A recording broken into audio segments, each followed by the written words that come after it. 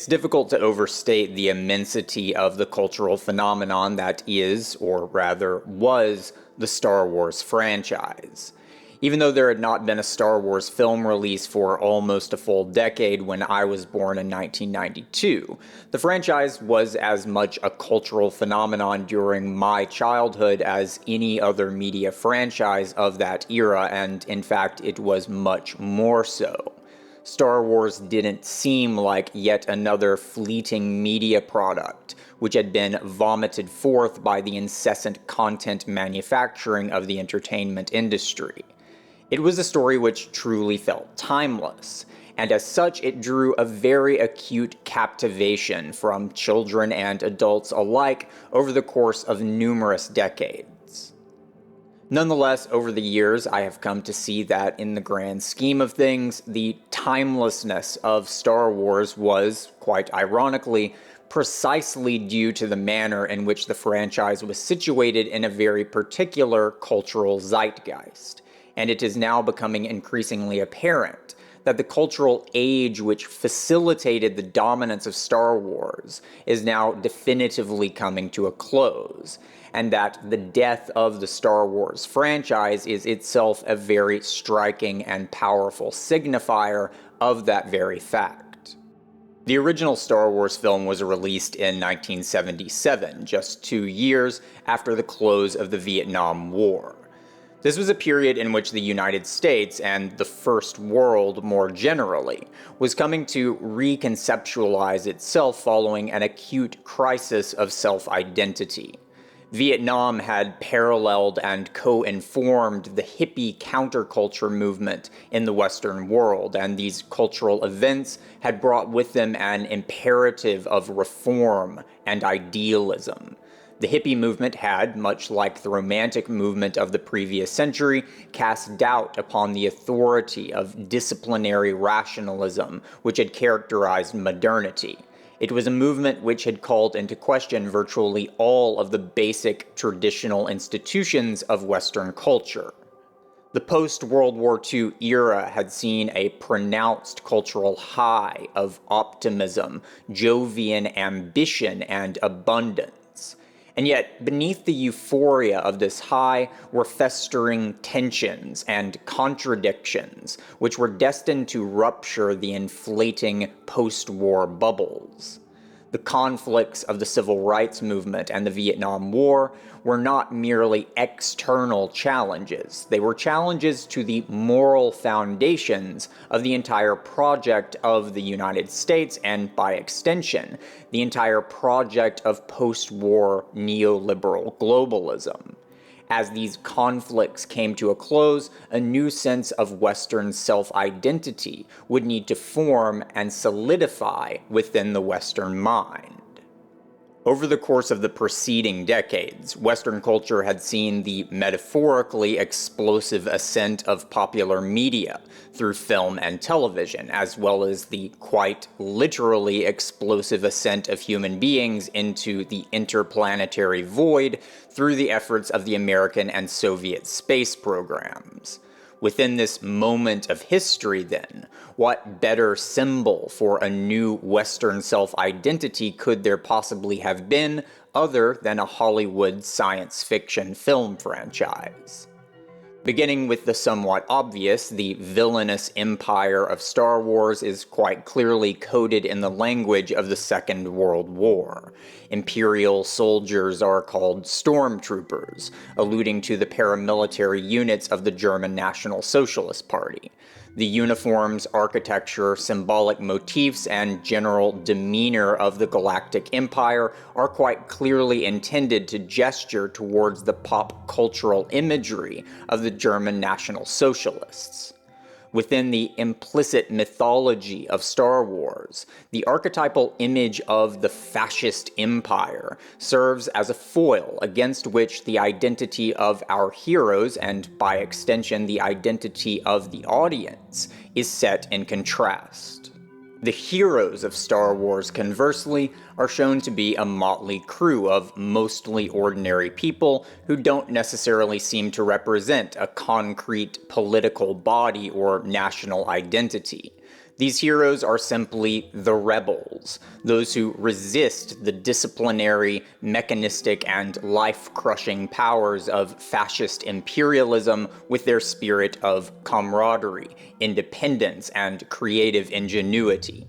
The great enemy which these heroes were set against was the embodiment of the Dark Father, the imposing tyrannical power of an archetypal Jovian king who has become a victim of his own misguided will to power. Through such mythologization, Star Wars managed to capture the romanticism and rebelliousness of the hippie movement and interweave those forces with the mythologies of the American Revolutionary War and the mythologies of World War II, specifically in a manner that disavowed the darkness of the archetypal father, the cruel imperialism which the American war machine had been revealed to be over the course of the Vietnam War.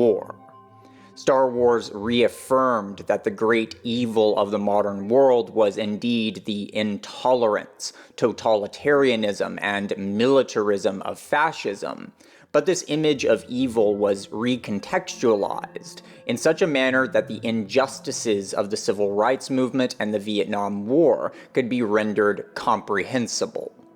The implicit suggestion being presented by Star Wars was the idea that the evils of fascism, racism, American imperialism, and even the British imperialism which America had fought against during the Revolutionary War period were in fact stems which emerged from the same archetypal root, the misguided and corrupted power of the Dark Father.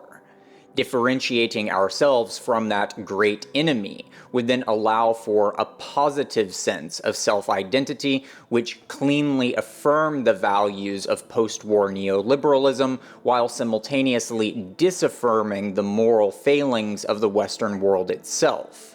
The Westerners, and Americans in particular, who left the theaters after seeing the initial premiere of Star Wars, probably slept more soundly that night than they had been able to manage for well over a decade, though it is unlikely that any of them could have clearly stated the reasons why.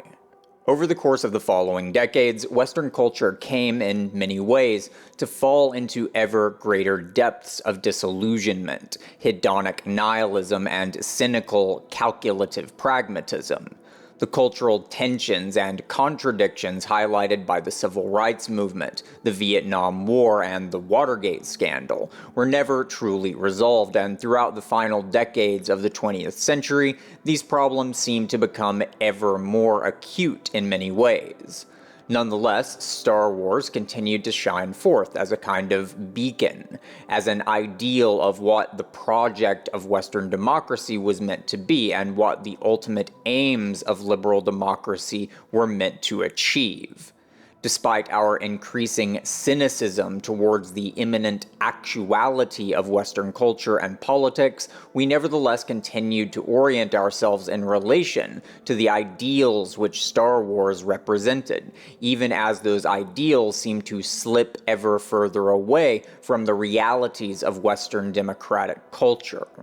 The year 1999 saw the release of Star Wars: The Phantom Menace, the first in what would become a new trilogy of Star Wars prequels.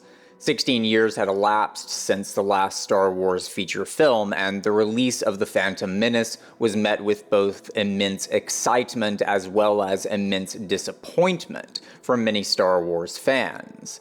Unlike the original trilogy, The Phantom Menace conveyed a significantly more ominous tone overall, in which the occult intricacies of political intrigue and espionage featured heavily, and in which a narrative groundwork is laid in preparation for exploring the rise and inevitable fall of the archetypal Skyfather. The ambitions of writer and director George Lucas seem to have been oriented towards bringing into focus exactly where things went wrong. a very appropriate endeavor for a cultural milieu within which the ideals expressed by the original trilogy seem to be rapidly slipping away from the lived reality of the Western world. Perhaps George Lucas himself sensed a looming danger within the cultural dusk of the 20th century, that perhaps the ideals of liberal democracy might indeed succumb from within to the ever-present threat of fascistic imperialism, which thus compelled him to create a narrative which explored the way in which the ideals represented by the Star Wars mythos might come to mutate into their malevolent shadow forms. During the interim between the release of The Phantom Menace and the second prequel film, Attack of the Clones, one of the most catastrophic and traumatizing events in American history played out on national television for all to witness. The September 11th terrorist attacks of 2001 demarcated a very distinct before and after in American history, and even modern history itself, at a global scale. These events were utterly shocking to an American culture which had, since the end of the Cold War, felt itself to be safely situated as the final victors at the end of history. But perhaps even more significant than the September 11th attacks themselves were the geopolitical events which issued forth from them in their wake. The cultural aura of fear, confusion, vindictiveness, pain, and rage which resulted from the September 11th attacks would be channeled by the United States military-industrial complex for the purpose of generating near-unanimous public support for two simultaneous ground wars in the Near East, a massive expansion of U.S. military interventions globally, and an unprecedented expansion of the federal surveillance tactics, which would become completely unrestrained by constitutional limitations of personal privacy and property rights. The American public was led to believe that the military involvements being funded and conducted on their behalf were intended to keep them safe, that the wars in Iraq, Afghanistan, and elsewhere were serving the purpose of preventing events like the September 11th attacks from ever happening again. Yet, over the course of the following decade, it would become increasingly and painfully clear that this idealistic interpretation was in fact a very carefully contrived fantasy, and that the reality beneath that fantasy was in fact much uglier and much more sinister. Despite initially widespread public beliefs to the contrary, Iraqi President Saddam Hussein had essentially no involvement in the organizations which were believed to have orchestrated the September 11th attacks. Despite reports from U.S. intelligence organizations, it would eventually come to light that Iraq was not in fact in possession of any alleged nuclear weapons. Despite repeated reassurance from the United States executive and military branches, the Afghanistan conflict would prove not to be a quick and surgically precise mission to neutralize a clearly defined threat, but rather the conflict would prove to be an unimaginably expensive and bloody debacle which would come to encompass the entirety of the next 20 years. Beneath the thin veneer of noble and defensive aspirations, Americans would eventually come to see that the reality of these conflicts was in fact a tangled web of financial motivations, geopolitical resource capturing, and neoconservative imperialism. The truth beneath the rhetoric was revoltingly hideous, and perhaps even more insulting to the American people was the fact that the institutions of power which had conducted these operations had barely even made an effort to conceal the true motivations which actually fueled these conflicts. Within this climate of amplifying rage, disgust, fear, and disillusionment, the Star Wars prequels, much unlike the original trilogy, provided no answers but rather only questions. Even before the prequel trilogy itself was complete, Star Wars fans knew where the story was going. It was a trilogy of prequels after all. It was a foregone conclusion that the story's hero would become the Shadow Skyfather, and that the idealistic Republic would be transformed from within so as to become the great devouring machine of fascistic imperialism. The question then was not whether this mythologized rendition of liberal democracy would fail, but rather if this failure was inevitable. Within the personal narrative arc of Anakin Skywalker, the descent into madness and darkness was fueled by misguided ambition, fear, and arrogance. Yet the devolution of Republic to Empire was much less clearly a failure which could be attributed to the moral faults of the Republic culture. Villainous forces did indeed conspire to orchestrate the downfall of the Republic and the rise of the Galactic Empire, but these villains did not succeed due to failings of Republican democracy. Rather, they succeeded precisely because they were able to take advantage of the weaknesses inherent within democracy itself. Simply put, the Republic did not succumb to Empire because it failed to properly align with its own democratic ideals, but rather because of weaknesses which are endemic to those very ideals. Perhaps then we could take this to imply that the Galactic Republic, despite its lofty ideals and aspirations, was already fatally flawed long before the plot to the prequel trilogy even began. Correlatively then, perhaps the republics of Western liberal democracy had already lost their way, long before the Iraq and Afghanistan wars made their true colors so blatantly apparent. The Galactic Republic of Star Wars was already a titanic machine of bureaucratic, political, and financial power long before the Clone Wars began. In contrast, we see no such monolithic power institutions when we look to the heroes of the original trilogy. What we see instead is a loosely organized assemblage of freedom fighters without any clear hierarchy of formalized power relations. We are left then with some very serious questions and no clear answers.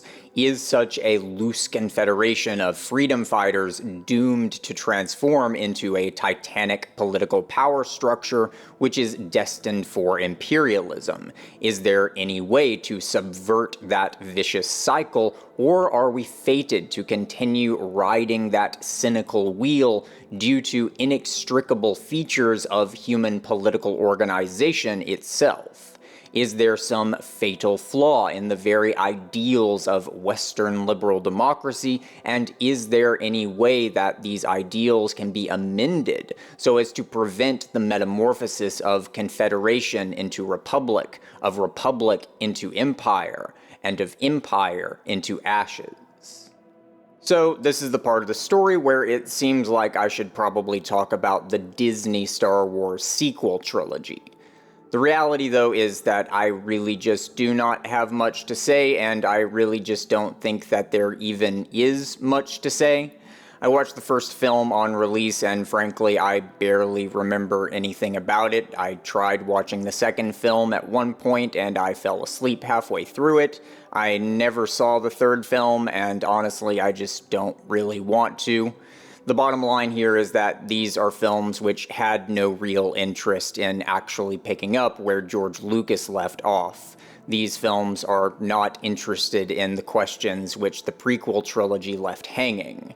Instead, the Disney Star Wars sequels are essentially nothing but fanfare and nostalgia baiting, and saying any more than that about them would, in my opinion, be to take them far more seriously than they actually deserve. However, although I believe that these films are abject failures, I also believe that it is acutely appropriate that they would be abject failures. The aura of disquiet and disillusionment which surrounded the period of the prequel trilogy has only come to amplify over the course of the past couple of decades. The peoples of Western liberal democracies have only become ever more cynical towards the very ideals of Western liberal democracy itself, and in a sense, The sequel trilogy seems to be asking us to simply pretend that this aura of disillusionment doesn't exist or doesn't really matter. The sequels seem to be suggesting that if we simply defeat the evil villains, then this time we will finally be able to do liberal democracy correctly. And yet, as we have already seen, both in reality as well as within the Star Wars mythos, this seems like a very empty promise, a non-solution which doesn't really address the core inconsistencies which bring about the spiral of Republic and Empire. Ultimately, I think that this is where the story of Star Wars as a cultural phenomenon was inevitably going to end. We have come to a threshold which the Star Wars mythos is simply unequipped to cross. The duality of good and evil presented in Star Wars is ultimately a very simplistic one. Evil is simply the will to power, and good is simply the will to freedom, which must contend with such power. This is simply not a narrative which is capable of looking further into the depths of this dialectic interplay or into the final teleological implications for humanity which are implicated by these dynamics. Yet, even though the mythos of Star Wars might be incapable of carrying us forward through the dark forest which we now find ourselves within, there is another. Even though the original Dune novel, written by Frank Herbert, was originally published well over a decade prior to the release of the first Star Wars film, the Dune franchise has always seemed to lurk beneath the surface of popular culture as a kind of darker, more mature, and more serious counterpart of the Star Wars franchise. George Lucas borrowed heavily from Dune in numerous ways, and therefore comparisons between the two have always been rather obvious, for better or for worse. Yet, parallels between these two sci-fi mythologies go deeper than superficial motifs. George Lucas was greatly inspired by the works of comparative mythologist Joseph Campbell, who had made use of Carl Jung's psychodynamic theories in developing an archetypal model of mythical story structures, which we now know as the monomyth, myth cycle, or hero's journey. Frank Herbert, on the other hand, drew influence directly from Carl Jung himself. According to his son, Brian Herbert, Frank Herbert assigned Jungian archetypes to each of Dune's characters and even created mandalas as a way of modeling the relationships between these archetypes within his narrative. Unlike so many science fiction works of the 20th century, Herbert's vision of the future is not one of incessant technological and social progressivism. The Duneverse is not a world in which humanity has shaken off the atavistic vestiges of superstition, religiosity, dogmatism, and totalitarianism. The world of Dune is a very far cry from the neoliberal social democracy in space that we see in, for example, the Star Trek franchise. Unlike both Star Trek and Star Wars, Herbert's Dune does not present us with a single shred of delusional optimism with regards to the Enlightenment aspirations of liberalism, secularism, or technological soteriology. Despite these striking differences, however, Dune is, much like Star Wars, a story which is deeply concerned with the relationships between power and freedom. The Duneverse is a world in which democracy and republicanism are, if anything, distant memories of a fleeting era which has been all but forgotten by the incessant glacial power of astronomical time. Technology is seen with a kind of grave reverence by a civilization which has experienced for itself the ways in which technology is able to dehumanize human life and facilitate the domination of human beings by corrupt and degenerate tyrants.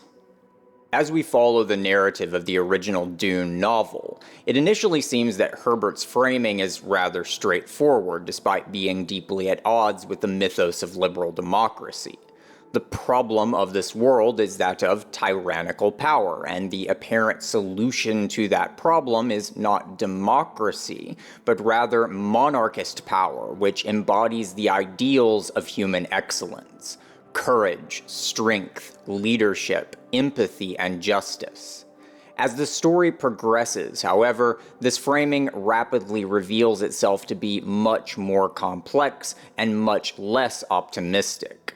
Paul Atreides, the initial protagonist of this narrative, comes to transform into the very tyrannical evil which he had originally fought against. Yet, unlike with Anakin Skywalker within the Star Wars franchise, Paul's transformation does not occur because of his inability to control forces of resentment or ambition which arise from within him.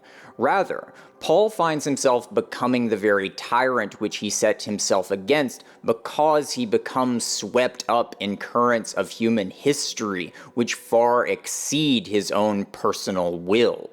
Within the second installment of the series, Dune Messiah, we see Paul lamenting his inability to control the forces which he inadvertently played a pivotal role in unleashing.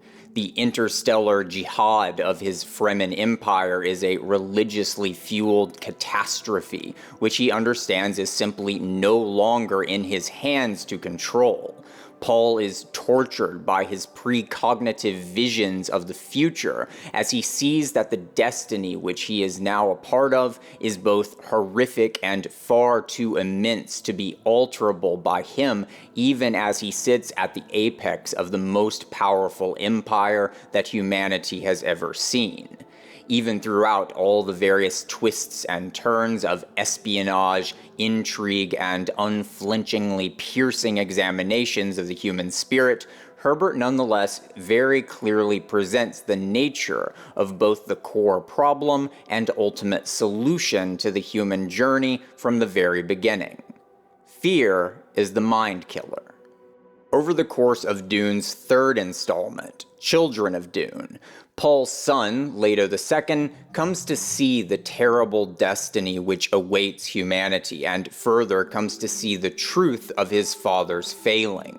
The destiny set out before humanity, the Golden Path, demanded something that Paul simply could not bring himself to do: to merge himself with the Shai-Hulud, or sandworms, of the planet Arrakis, sacrificing his own humanity so as to guide human civilization along the only path by which the human spirit could avoid being annihilated by what Leto would call the Great Enemy.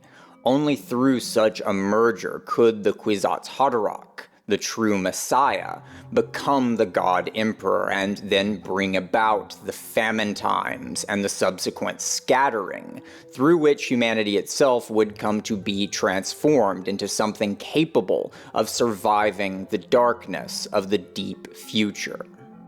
Seeing this demand as unacceptable or impossible, Paul recoils from the world he had created and retreats into the deep desert to wander alone. In many ways, it is unclear whether Paul passed on the task of becoming the God Emperor to his son because his own fear prevented him from sacrificing his humanity, or rather that Paul, who despite everything remained a human being with a very human ego, simply could not have carried out the task of becoming God Emperor.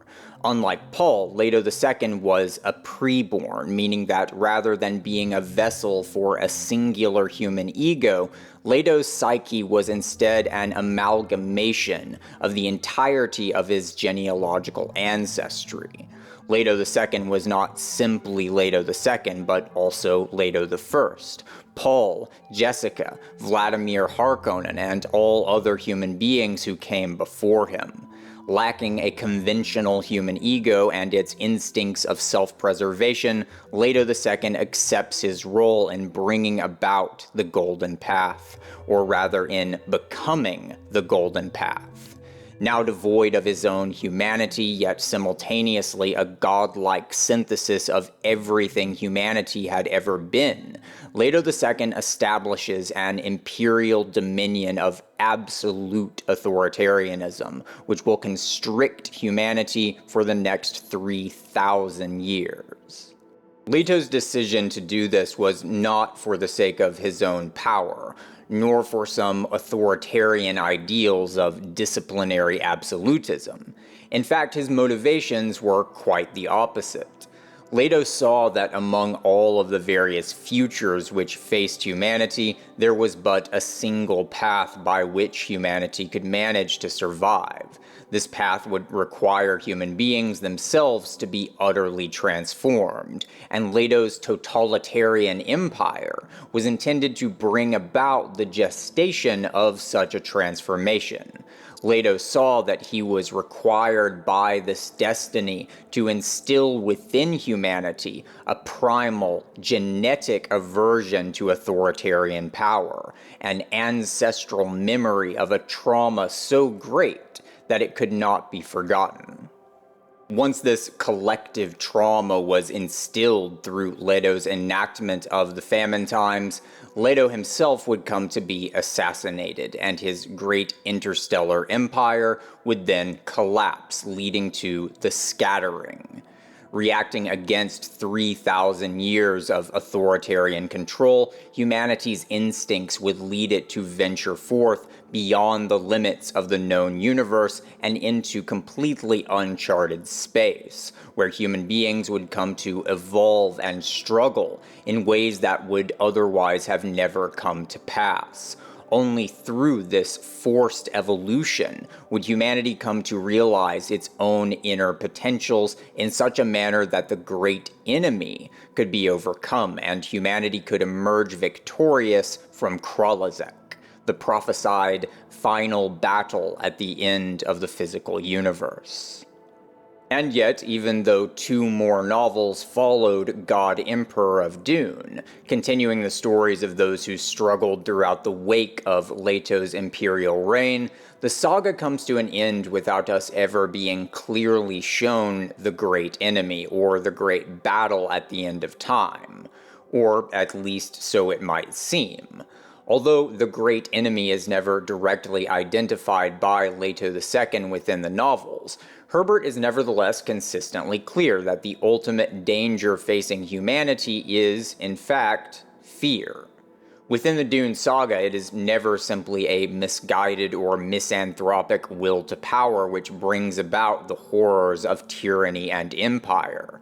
Rather, we instead see that the true danger lies in the fear-driven willingness of human beings to forfeit their own agency and autonomy to charismatic leaders and messianic demagogues. We fear uncertainty, we fear danger, and we fear our own weaknesses, and we are thus ever inclined to sacrifice our freedom to those who promise us safety and certainty. Unlike Star Wars, the great evil of the Dune saga is not power, but rather weakness. More specifically, it is a spiritual inadequacy of courage and independence, which leads us repeatedly into the maws of the monstrous forces within us, which threaten the very soul of humanity itself. From the very first pages of Dune, Herbert tells us that to be a human being is more than to simply be a member of the species Homo sapiens. Paul's trial of the Gom Jabbar encapsulates the core narrative motif of the entire saga. The Gom Jabbar is a test of fear and pain, and it is only through this confrontation with fear and pain that Paul is able to demonstrate for the Bene Gesserit that he is not merely a Homo sapien, but is in fact truly human, truly capable of the courage and strength which are required in order to preserve the freedom which is in fact our humanity. Frank Herbert once stated that if he were to ever end the Dune saga, he would end it with the coming of a true democracy. The statement might seem rather paradoxical at first, given just how utterly pessimistic Herbert may have been with regards to the Enlightenment ideals of progress, scientism, and secularism. Nonetheless, if we properly contextualize this statement in relation to the core narrative of the Dune saga, we can see that such an ending is the only possible conclusion to the dialectic of freedom and power which Herbert saw as the central dynamic of human history. Yet, within Herbert's vision, it is never enough to simply defeat the evil tyrants and empires, as those very forces of evil issue forth from within our own souls. In order to bring about a true democracy, then, humanity must do more than simply fight for neoliberalism against the forces of imperialism or fascism. We must become more than what we currently are, orienting ourselves towards the virtues which are necessitated by the freedom and power which have come to develop within us. We can either meet the demands of the destiny set forth by our humanity, or our humanity will be annihilated by that very destiny. Herbert never provides us with a clear mythical image of what a true democracy might look like, and I think it is actually quite appropriate that he did not. Herbert leaves that act of imagination to us, as it is only through our own ability to envision possible futures that such a world might be generated by us. No one is coming to save us, and no one can tell us who we need to be or what sort of world we need to create. Such is the nature and the price of human freedom. So now, returning to our own present cultural zeitgeist, it feels very appropriate that the death of the Star Wars franchise would correspond to the death of the neoliberal vision within which Star Wars was able to play such a central pop cultural role. It is even more appropriate, then, that the death of Star Wars should also coincide with the seemingly long overdue rise of Dune as a popular cinematic franchise. Dune is a narrative which could not have become a powerful force within our collective imagination within a culture which still naively clung to an Enlightenment neoliberal optimism which Frank Herbert simply did not believe in.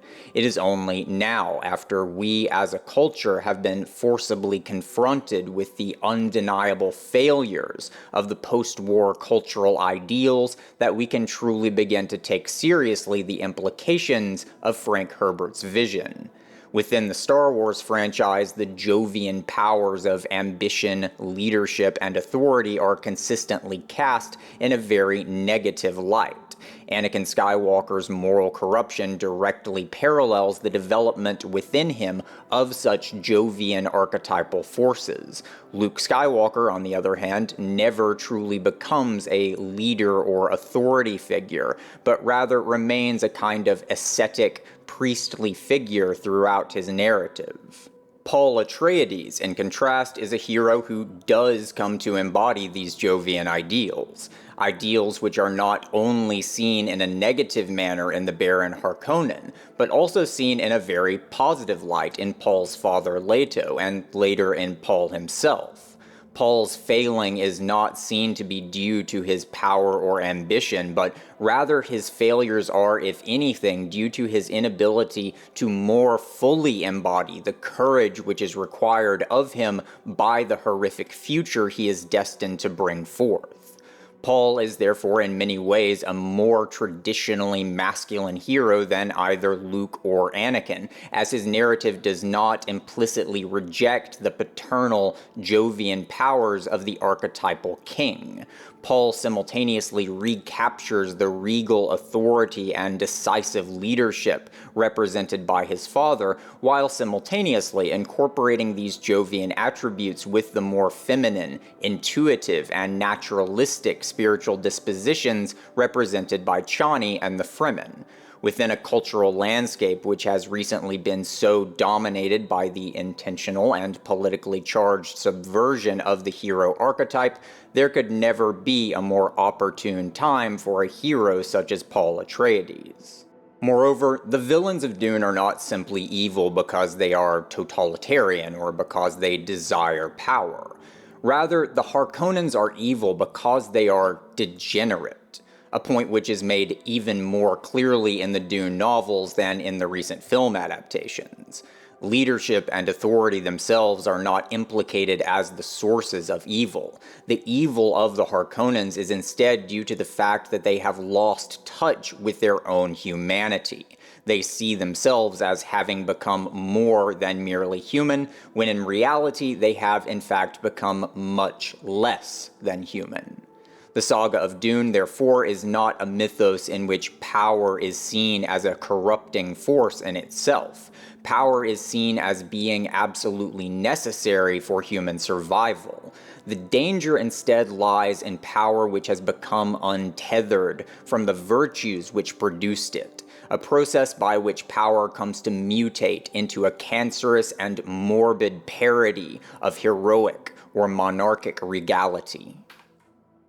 Given the current state of our culture, I think that I can rather safely proclaim that the future of popular science fiction, the future of our vision of the future, now belongs to Dune, and that this transition has been a very long time coming. We are now perhaps far more cynical about the ideals and aspirations of democracy and liberalism than we have ever been before, but this cynicism may also clear the way for a much more mature and more realistic understanding of where we are and where we might be going within this historical journey. The mythos of Dune seems to imply that in order to escape the tangled entrapments of imperial violence power, we must create a new kind of human culture, and this means refashioning ourselves into a new kind of human being which is not so easily ensnared by the coercive powers of technology, dogmatism, and collective fear. Unlike Star Wars or Star Trek, Dune provides us with precious few reassurances and no comforting fantasies. There is no clear light at the end of the tunnel because we are in a situation which we must dig our way out of. Thanks for watching.